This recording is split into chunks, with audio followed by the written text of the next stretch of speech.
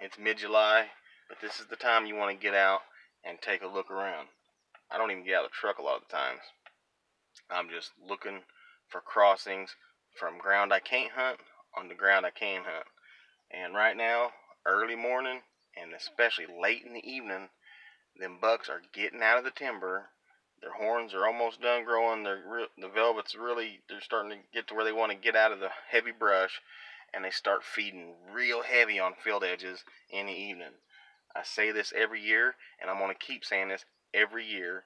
Right now, July and August, get out there, look at them field edges to find some good bucks, and you're going to see them. A couple of nice bucks crossing the road down there in a spot that I wanted to check out anyway. Right there is where two properties meet. One property you can't hunt, one property, only I think one person hunts it. The further you get down there, it's a property that nobody can hunt. And that's right up against me, and that's a good thing. Don't even have to get out of the truck.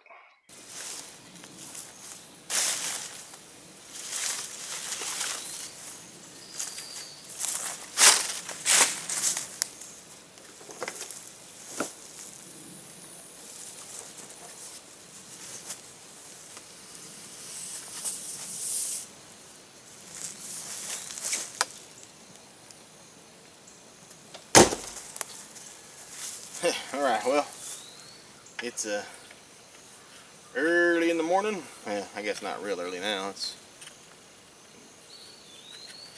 maybe 6:45 before it gets too hot today, and it is going to get hot today. I mean, a scorcher, another scorcher here in Oklahoma. I'm going to get out here. We got a little opening right here. Some loggers came in last season and done some logging.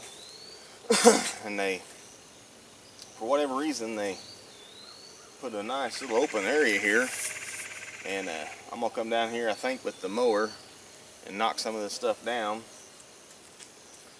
or the sickle, I don't know, either way. And probably gonna put a camera in here. Just gonna, where I hunt, I don't get to see very much open ground. All right, I hunt the thickest stuff in Oklahoma, I believe. And so when I can see something like this, it kind of excites me. Like, hey, I can see. Whoa! So I'm going to get out here. Probably going to put out some food, corn, or probably a block, maybe a mineral block, something. Put out a camera eventually. But today I'm kind of looking around, just kind of checking it out, and going to trim off some limbs, see about where I can put my climber in here, or maybe, build a stand or something, or maybe buy a stand, I don't know. Just gonna look around a little bit. Now I know deer's coming through here. They came through here even before this opening was here. Right off here, I found a nice rub last year and a couple scrapes, and seen a pretty good buck using this area. I mean, this is his area. So, and that was before all this happened. So, I know he's in here. He's a real wide 8-point. And he gets my blood pumping. And I've got bigger bucks on this property, but for some reason, man, that one drives me crazy. It makes me nuts. I want to get him. Maybe you guys have, I don't know if you guys ever had that. You got a bunch of good bucks, but boy, one of them just says, "Come and shoot me." I want this buck. I'm gonna get in here, and I'm gonna clean up a tree somewhere close to this. Probably not right in on the edge of this. I want to get back just a little bit, and just get me a tree cleaned up so I can get in here, sneak in here with the climber, and get something done. So that's what I'm doing today before it gets too hot, and before my allergies start kicking in so bad that I can't breathe. Tell you what, we found what we're looking for right here. Last year, the giant rub and scrapes was just right over here, probably about 20 yards, just a little past Charlie there. And of course this wasn't all here, but I like this for one because the logger came in, and of course he had to make trails. Well, them deer are following them trails. Old logging roads, right?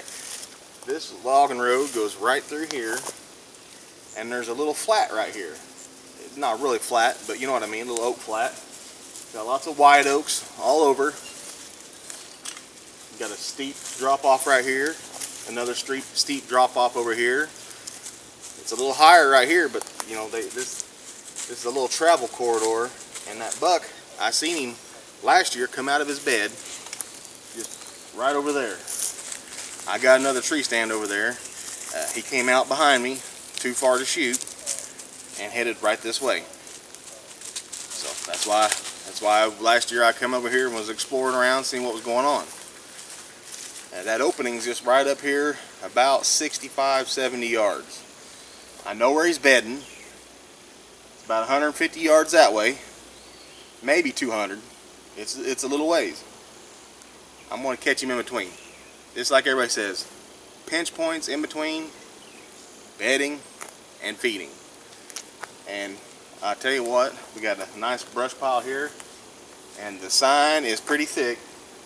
Right through here, right between these two logs here, we got plenty of sign that says the deer are using this. So I'm gonna find me a spot for my climber. Anyway, this is exciting. This is exciting. It's getting ready to get hot. I'm already sweating. I'm gonna find me a couple of trees in here, because I want at least two places I can hunt, to where, depending on the wind, depending on what time of day. You know, morning time, thermals are going uphill, evening time, they're going downhill. So I'm gonna pick one up here for morning, and probably gonna pick one down in here for evening. So